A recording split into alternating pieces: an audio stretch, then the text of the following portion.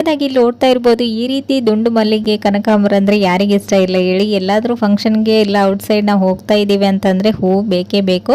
ಯಾರಿಗೆಲ್ಲ ಹೂ ಇಷ್ಟ ನನಗೆ ಕಮೆಂಟಲ್ಲಿ ತಿಳಿಸಿ. ಸೊ ಈ ಒಂದು ಹೂಗಳನ್ನು ನಾವು 1-2-3 ಡೇಸ್ ಹೇಗೆ ಸೇಫ್ ಆಗಿ ಇಟ್ಕೊಳ್ಳೋದಂತೇಳಿ ತೋರಿಸ್ತಾ ಇದ್ದೀನಿ. ಒಂದೊಂದು ಫುಲ್ ವೆದರ್ ಇರೋದ್ರಿಂದ ಫ್ರಿಜ್ಜಲ್ಲಿ ಸ್ಟೋರ್ ಮಾಡಿದ್ರೂ ಒಂದೊಂದು ಸರಿ ಇದು ಹಾಳಾಗ್ತಾ ಇರುತ್ತೆ ಜಾಸ್ತಿ ಕೂಲಾಗಿ. ಸೊ ಆವಾಗ ಇದನ್ನು ಹೀಗೂ ಕೂಡ ನೀವು ಸ್ಟೋರ್ ಮಾಡೋದ್ರಿಂದ ಇದು 1 ವೀಕ್ವರೆಗೂ ಫ್ರೆಶ್ ಆಗಿರುತ್ತೆ.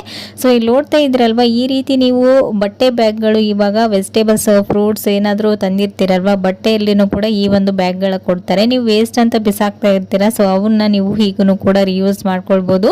ಸೊ ನಾವು ವಿಡಿಯೋದಲ್ಲಿ ತೋರಿಸಿದಾಗೇನೆ ಇದ್ರ ಒಳಗಡೆ ಹೂಗಳನ್ನು ಇಟ್ಟು ಮೇಲ್ಗಡೆ ಒಂದು ಸ್ವಲ್ಪ ನೀರನ್ನು ಚಿಮುಕಿಸಿ ಆಮೇಲೆ ಇದ್ರ ಮೇಲ್ಗಡೆ ಒಂದು ದಾರ ಅಥವಾ ಈ ರೀತಿ ರಬ್ಬರ್ನ ಹಾಕಿ ನೀವು ಫ್ರಿಜ್ಜಲ್ಲಿ ಸ್ಟೋರ್ ಮಾಡೋದ್ರಿಂದ ಇದು 1 ವೀಕ್ ಅಥವಾ 15 ಡೇಸ್ ಇಟ್ಟರು ಇದು ಫ್ರೆಶ್ ಆಗಿ ಚೆನ್ನಾಗಿರುತ್ತೆ. ಕೂಲ್ ಅಷ್ಟೊಂದು ಹತ್ತೋದಿಲ್ಲ ಅಲ್ವಾ. ಸೊ ಹಾಗಾಗಿ ಫ್ರಿಜ್ ಜಾಸ್ತಿ ಕೂಲ್ ಆದ್ರೂ ಈ ಒಂದು ಹೂಗಳು ಹಾಳಾಗೋದಿಲ್ಲ. ಸೊ ಈ ಒಂದು ಟಿಪ್ಸ್ ಕೂಡ ಖಂಡಿತ ಯೂಸ್ಫುಲ್ ಆಗುತ್ತೆ. ಟ್ರೈ ಮಾಡಿ ನೋಡಿ, ಓಕೆನಾ.